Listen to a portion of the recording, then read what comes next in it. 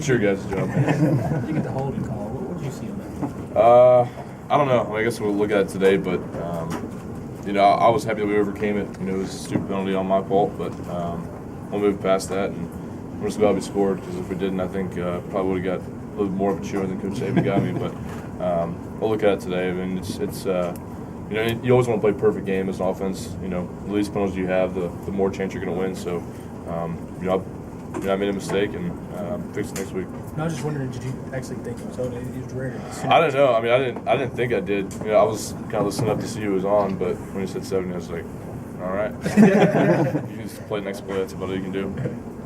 What's it like when you guys went on the field down, I think it was 11 or 12, after Blake had thrown his third interception? Blake, being the great competitor that he is, he never said anything about it, never made a negative gesture about it. It was always, all right, let's play the next play.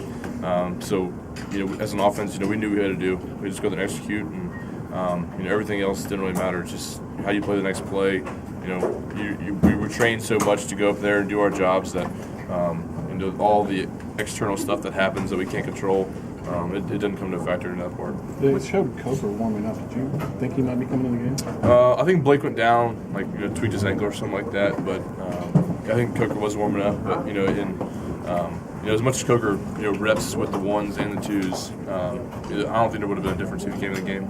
It changes about Blake and also the offense when it's sort of we need to make a play. I think when there's such an urgency, we've shown that we can get it done under pressure, and I think that that's what we practice for all year long. So you look like LSU, we had the 2-minute drive at the very end of the game. To have the guys that can focus and execute like that at the very end is great. What's your thoughts on playing Missouri? They're a great team. It's going to be the SEC championship, so I think our team is really excited, and I know we are up front. It's a great challenge for us. They got a great front seven, so it'll be a good game. Ryan, does anything surprise you anymore with Amari? I mean, he tweaks his knee a little bit, then he has 220. I mean, he's a great player. No matter what circumstances are thrown at him, he's going to make great plays, and it's never about him. It's always about the team. He's always been a team player ever since he's been here, and I think that's what makes him so special.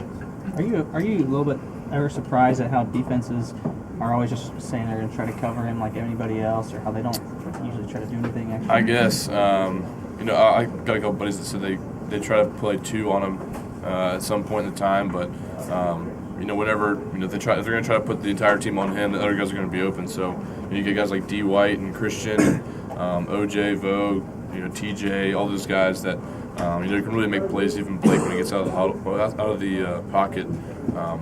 There's a lot of threats that you have to cover, so I think that's what kind of makes our offense special. You ever talk to your brother comparing the Army-Navy rivalry to the Iron Bowl? Well, my parents have been to both. I think there's just something about the Army-Navy game that, I don't think any other game can compare to that.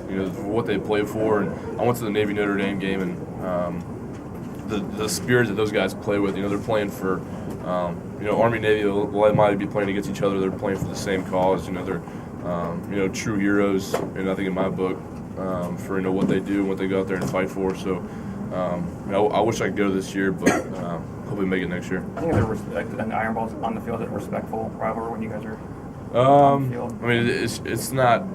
I don't know if you definitely have respect for each other on how well each team is going to be.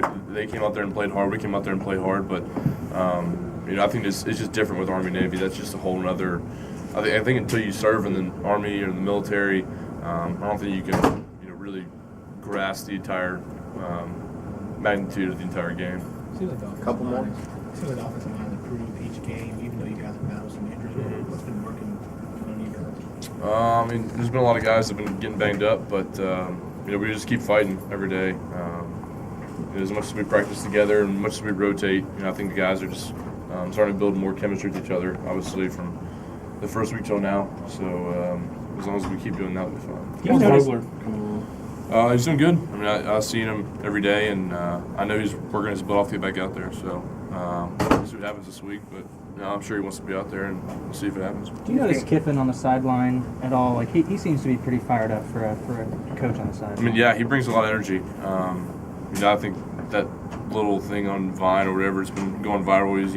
He's so excited, but he's a great offensive mastermind. I think that's why he's so excited, because he knew it was going to work, and he's got all the confidence and all the players that he has on all the 11 guys he has out there on offense. So to play for a guy like that, it's great. Just builds the momentum for the offense the entire game. These games kind of living dangerously in the sense, with the LSU, a lot of these games have been so close and kind of falling behind.